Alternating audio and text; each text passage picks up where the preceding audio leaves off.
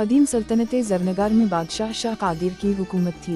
इसका महल ऊंची फसीलों और खुफिया रास्तों से भरा हुआ था। बादशाह की इकलौती बेटी शहजादी माहनूर हुस्न बेमिसाल मगर गुरूर में हद से बढ़ी हुई थी।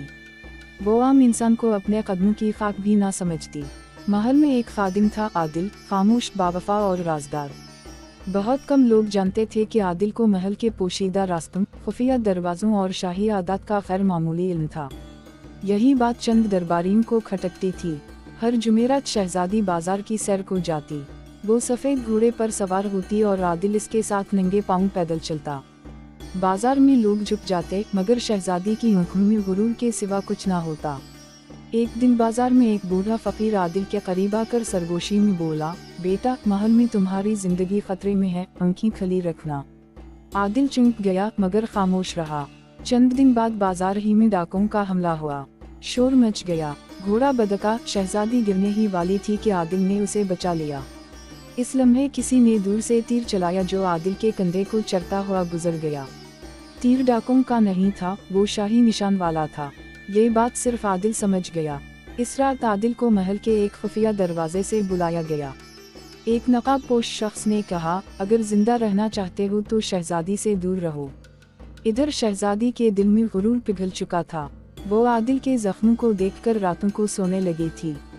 इसे एहसास हुआ कि वो शख्स जिसे वो कमतर समझती रही, उसके लिए जान देने को तैयार है। शहजादी ने जब अपने वालिद से आदिल का जिक्र किया तो बादशाह चौंक गया। इसके दरबारी पहले ही बादशाह के कान भर चुके थे कि आदिल सल्तनत के राज दुश्मनों को दे सकता है। बादशाह ने तहकीक का हुक्म दिया, मगर तहकीक दरअसल एक ढोंग थी। एक रात आदिल को गद्दारी के इल्जाम में कैद कर लिया गया। शहजादी को बताया गया कि आदिल फरार हो गया है, मगर उसी रात महल की फसील के पीछे खून बहा। कत्ल से पहले आदिल ने जल्लाद के कान में सिर्फ एक जुमला कहा, सच कभी मरता नहीं। कुछ अरसे बाद शहजादी को एक पुराना कागज मिला, आदिल की तहरीर, मैं बेगुनाह हूँ।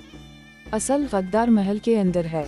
शहजादी पागलों की तरह सच ढूंढने लगी, मगर तब तक बहुत देर हो चुकी थी। बादशाह अंदर ही अंदर जानता था कि इसने अपनी सल्तनत को बचाने के नाम पर एक बेगुनाह को कुर्बान किया है। कहते ही इसके बाद महल के खुफिया रास्तों से रात को कदमों की आवाज़ें आती थीं और शहजादी सफ़ेद लिबास में इन्हीं रास्तों पर भटकती रहती थी। ये कहानी बताती है कि जब ताकत सच से डरने लगे तो बेगुनाहों का खून बहता है और राज कभी दफन नहीं रहते।